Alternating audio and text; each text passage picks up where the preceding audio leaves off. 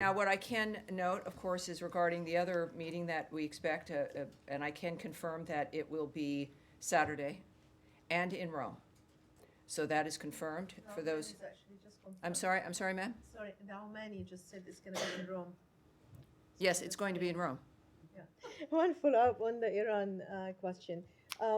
Assuming that these talks is going to take place on Saturday in Rome, Yes. what will the United States want to see that you can describe it as successful? So, as a measuring stick, you will say that we entered this negotiation and therefore we consider him successful. What exactly is I don't make that decision about what that's going to be when it comes to the negotiators who are at that table. The president, again, has a bright line. They will not have a nuclear weapon. How that is determined is going to be the people at the table. Hi, thank you very much, Tammy. Let me follow up on the Saturday meeting. Yes. Because when they left the last meetings, initially Ambassador Witkoff said that the U.S. would agree to no dismantling, but then it was clarified. Would agree to what? I'm sorry. To not require Iran to dismantle everything that they had. That if the Iranian position has been, according to my best understanding, that they want to retain enough for a peaceful nuclear power, for a civilian program with verification under the NPT, and are willing to give up what they had broken out to 60% in the last couple of years, alarming the U.S. and other And allies everyone, and the yes. rest of the world. But the position now is that they are saying, apparently, that they will not totally dismantle any nuclear program. Is the U.S. position that they have to dismantle even what could be verifiably proved to be a peaceful, low-level enrichment of nuclear power? And I had one other question to ask you. Let me answer that one while it's Let me fresh, ask- and then I will definitely stay with you. I'm not going to. I won't scoot. I promise. But this is important because I understand it's an important question, but that is, of course, if we were going to be negotiating through our conversations or on television or anywhere else, we wouldn't need to be going to Rome on Saturday. Those are issues that I suppose some would want to have be in the media or discussed publicly, but that's not the nature of what the negotiations are. That's not a reflection But the of U.S. what will- position has been that they have to totally dismantle. Is that still the U.S. position? That's been the public position of the president, the Right, secretary. the bright red line is that Iran will not have a nuclear weapon. That is unacceptable. That's been President Trump's statement from the start. Now, one could ask if you need enriched uranium at 60% for a peaceful program.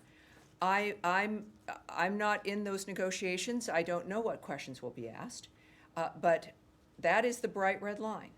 And that's going to be discussed in private between the people who are assigned to have that conversation. And if there's anything, we know it's what is acceptable and not acceptable to President Trump, and that position has been clear. No, I understand that. Yes, ma'am. But at a much lower level, something 5% plus, the question was whether they have to give up all uranium, which And you has know, been the if we official were in US Rome position. and having lunch, we We'd could be have a much happier, conversation. wouldn't we? I will certainly will not at all presume what diplomatic conversations or now what might be negotiations. I'm not going to presume about them or comment or have an opinion. Hi, everybody. It was a beautiful day yesterday. I don't know, is today nice? Have you guys been outside at all? Nice. It's nice. Oh, great. I had no idea. Good, that's good. Spring is here. All righty. Obviously, a few announcements here at the top. Busy day. I think I can answer some questions for you. I'm going to do my best. So thank you for being here. And good afternoon, everyone.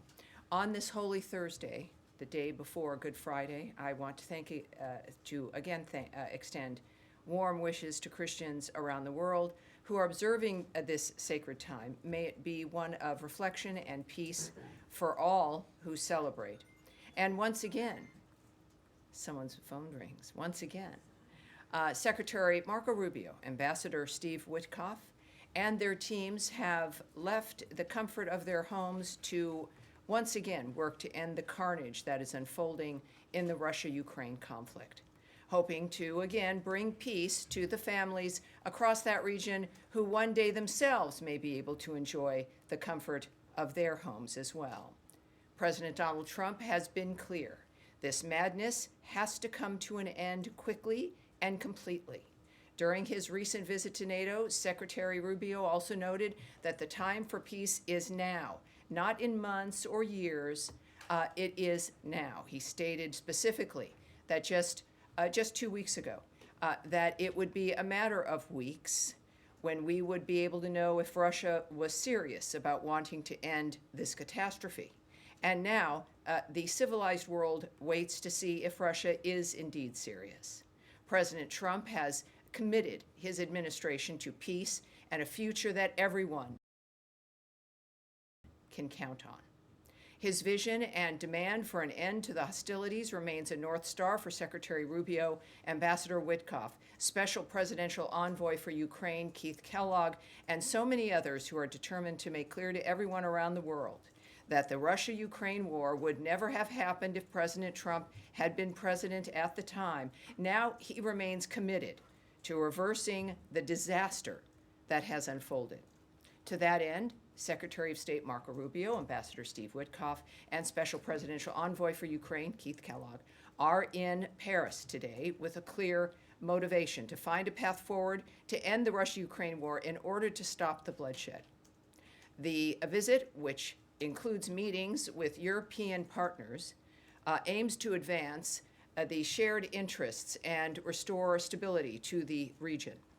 The Secretary will also be talking to partners about our shared commitment to ensuring that Iran never develops or obtains a nuclear weapon. These efforts are rooted in common sense and a firm belief that American strength and decisive leadership can reshape the world for the better. And now turning to the news of the week, because there is more. I know, everyone's surprised. Today, the United States sanctioned the International Bank of Yemen for its financial support of the Houthis, as well as key leaders or officials of that bank. The United States is committed to disrupting the Houthi financial networks and banking access as part of our whole-of-government approach to eliminating Iran's threat network. Moreover, we can confirm the reporting that Changguang Satellite Technology Company Limited is directly supporting Iran-backed Houthi terrorist attacks on U.S. interests.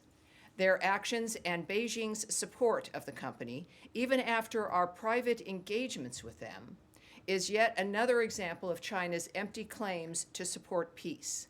We urge our partners to judge the Chinese Communist Party and Chinese companies on their actions, not their empty words. Restoring freedom of navigation in the Red Sea is a priority to President Trump. Beijing should take this priority seriously when considering any future support of CGSTL. The United States will not tolerate anyone providing support to foreign terrorist organizations, such as the Houthis.